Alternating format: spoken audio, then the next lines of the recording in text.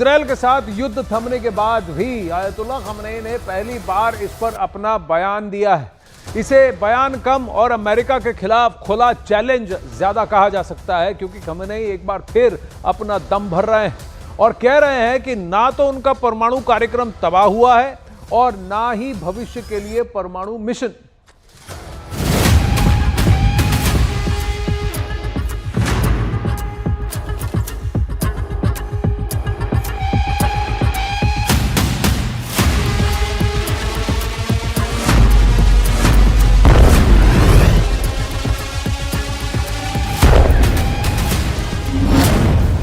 Iran और America में जुबानी युद्ध।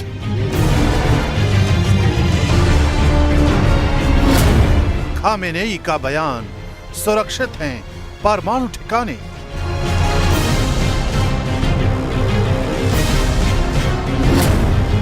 IAEA का दावा, ईरान को हुआ बेहिसाब नुकसान।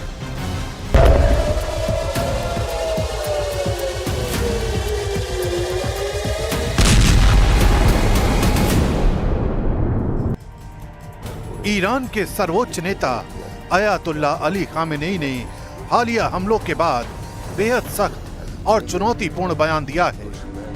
उन्होंने दावा किया है कि अमेरिका और इजराइल के हमलों से ईरान के किसी भी परमाणु ठिकाने को कोई नुकसान नहीं हुआ है। खामेनेई ने इसे एक और अमेरिकी विफलता करार दिया और कहा ईरान ने अमेरिका के चेहरे पर तमाचा मारा है।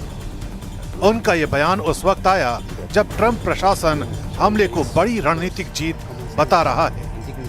खामेनेई यही नहीं रुके, उन्होंने सीधा संदेश दिया कि अगर ईरान पर दोबारा हमला हुआ तो अमेरिका और इजराइल दोनों को बर्बादी का सामना करना पड़ेगा।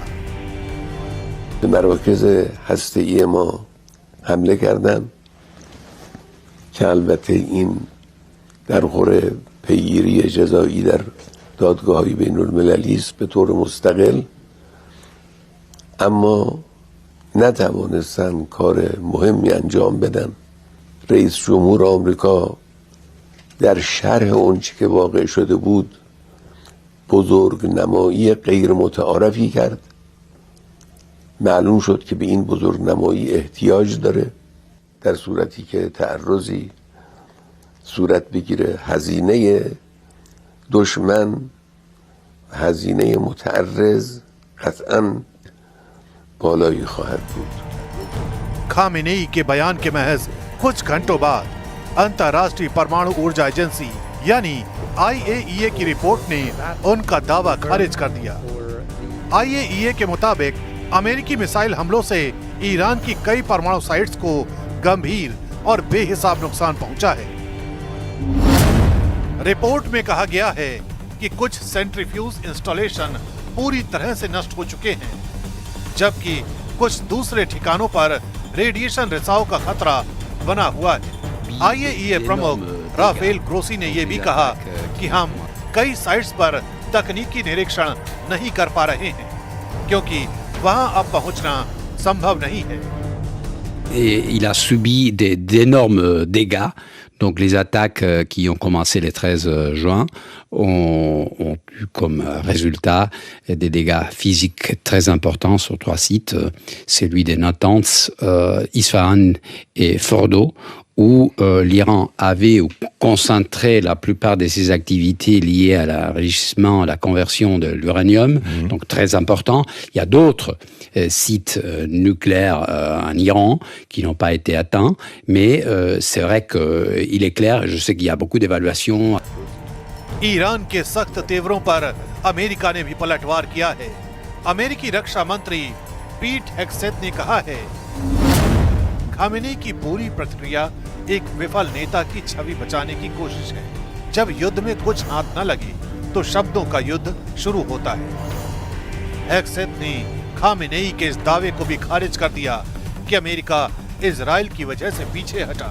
वैसे अमेरिकी पक्ष इसे एक साइकोलॉजिकल ऑपरेशन के तौर पर देख रहा है, जहां ईरान की लीडरशिप अपने देश के भीतर जनता का मनोबल ऊंचा रखने के लिए आक्रामक बयान दे रही है। लेकिन IAEA की रिपोर्ट और सैटेलाइट डेटा कुछ और ही बता रहे हैं कि ईरान को बड़ा नुकसान हुआ है। और अब वो इससे उबरने की कोशिश कर रहा है।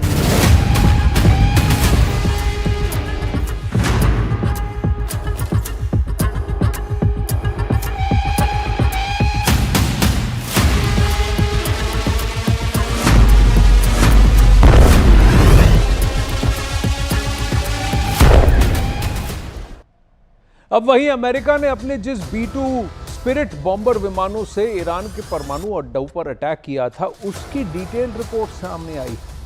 इस रिपोर्ट में बताया गया है कि 21 जून 2025 को, यानी जिस दिन अमेरिका ने ईरान पर अटैक किया था, उसके ठीक पहले क्या हुआ था।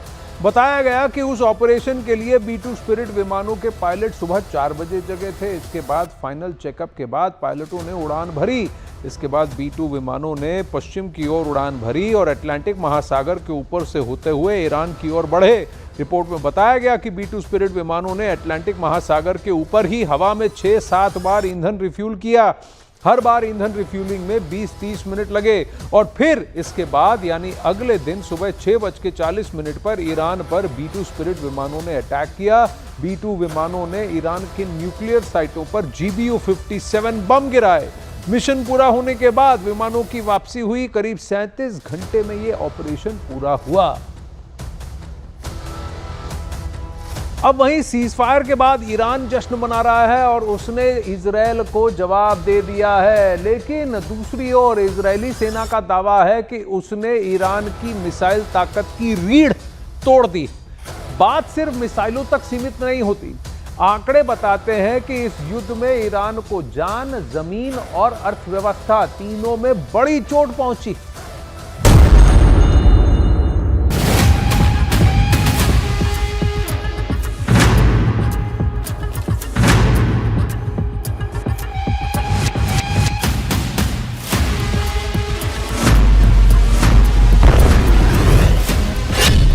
इजराइल का बहुत बड़ा दावा।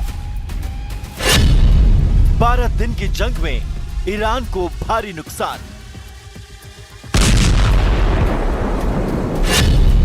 ईरान की 50% मिसाइल पावर तबाह।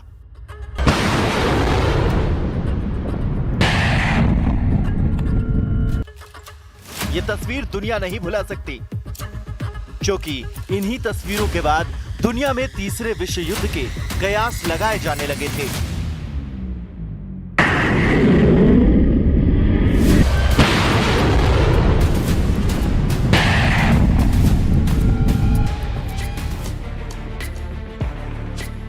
लेकिन ऐसा इसलिए था क्योंकि तकनीक बनाम पारंपरिक वॉरफेयर की आपस में भिड़ंत हुई थी। 12 दिन तक एक दूसरे के खिलाफ मारक हथियारों का इस्तेमाल करने वाली ईरान और इजराइल में भले ही सीज फायर हो चुका है, लेकिन युद्ध के बाद की कहानियां और दिलचस्प हैं, क्योंकि इजराइल की सेना ने इस बीच बड़ा दावा किया है। हमने ईरान की 50% मिसाइल लॉन्चिंग कैपेसिटी खत्म कर दी है। यानी इजराइल ने ईरान की उस ताकत पर प्रहार किया है जो उसकी असली पहचान है। दावा किया जा रहा है कि इस दौरान इजराइल की सेना ने underground launch sites, mobile launch platforms और फिक्स्ड लॉन्चर को बड़े पैमाने पर ध्वस्त किया। एक अनुमान के मुताबिक इन 12 दिनों की जंग में अब ईरान की मिसाइल पावर आधी हो चुकी है। इस दौरान ईरान की तरफ से इजराइल को करारा जवाब भी दिया गया, जिसका जश्न भी ईरान की सड़कों पर सेलिब्रेट किया जा रहा है। लेकिन आंकड़े यही कहते हैं कि इस पलटवार की कीमत ईरान को बहुत भारी चुकानी पड़ी है। सरकारी आंकड़ों के मुताबिक 430 लोगों की मौत और 3,500 घायल। लेकिन अमेरिकी मानवाधिकार संगठनों के मुताबिक असल संख्या 950 मौतें और 3,450 घायलों की है। तेहरान में 1 लाख से ज्यादा नागरिकों का पलायन ईरान की राजधानी की हालत बयां करता है। इस युद्ध ने ईरान की अर्थव्यवस्था को भी खून में डुबो दिया। युद्ध से पहले ईरान की अर्थव्यवस्था 3.5% की ग्रोथ पर थी, लेकिन अब IMF और ऑक्सफोर्ड इकोनॉमिक्स का कहना है कि ग्रोथ 0.3% तक गिर चुकी है। यही नहीं, ईरान ने अपने टॉप लीडर्स, कमांडर और साइट्स को भी खोल दिया है। बावजूद इसके ईरान के सुप्रीमो लीडर का रुख लगातार आक्रामक बना हुआ है। ज़ायोनी सरकार को यह समझ लेना चाहिए कि इस्लामिक रिपब्लिक पर हमले की उन्हें भयानक कीमत चुकानी होगी। जाहिर है कि ईरान की तरफ से साफ इशारा किया जा रहा है कि पश्चिम एशिया में भले ही हालात सामान्य लग रहे हों, लेकिन भविष्य में किसी भी चुनौती का मुकाबला करने के लिए ईरान खड़ा है।